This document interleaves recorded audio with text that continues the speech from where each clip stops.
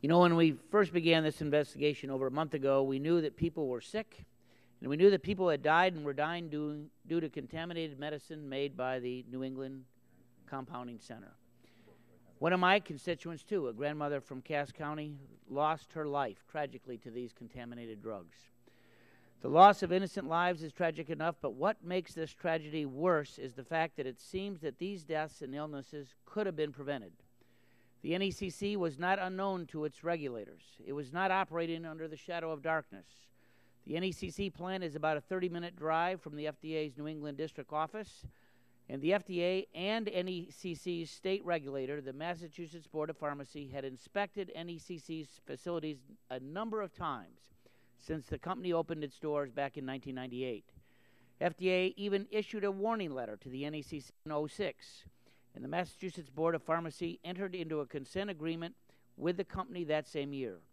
I was stunned and angered to learn that an inspection of the NECC by the FDA and the Massachusetts Board over 10 years ago identified contamination in the very same drug at issue in the current outbreak. The reason for that inspection? Patients had been hospitalized with meningitis-like symptoms. 10 years later, we're in the midst of an unthinkable worst-case scenario. The body count is growing by the day, and hundreds have fallen ill. Inexcusable. Today we're going to hear from the Massachusetts Department of Public Health and the FDA about their history and the NECC and why they treated the company the way that they did. Why did state and federal regulators feel confident that this company could make drugs safely after repeatedly finding that the company's drugs were contaminated back in 2002? After observing multiple violations of the Food and Drug and Cosmetic Act leading up to the FDA's 2006 warning letter, why did the agency fail to conduct a single follow-up inspection?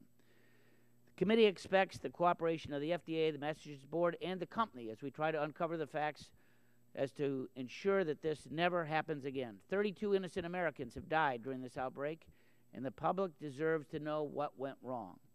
I thank Dr. Smith, Dr. Hamburg for agreeing to testify today. Massachusetts Board in particular has provided thousands of pages of documents relating to the NECC.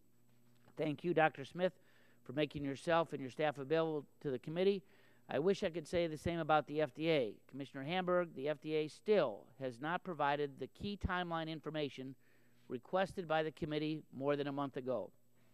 The FDA has not provided its communications relating to the NECC. FDA needs to focus on protecting public health by cooperating with its authorizing committee.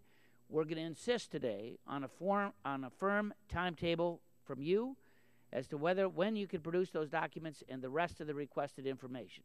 The sooner that the FDA cooperates, the sooner we can determine what went wrong and what we need to do to fix it so it doesn't happen again. Mrs. Lovelace, our hearts are with you. They really are. We appreciate your testimony during this very, very tough time. And I yield the balance of my time to Mr. Barr.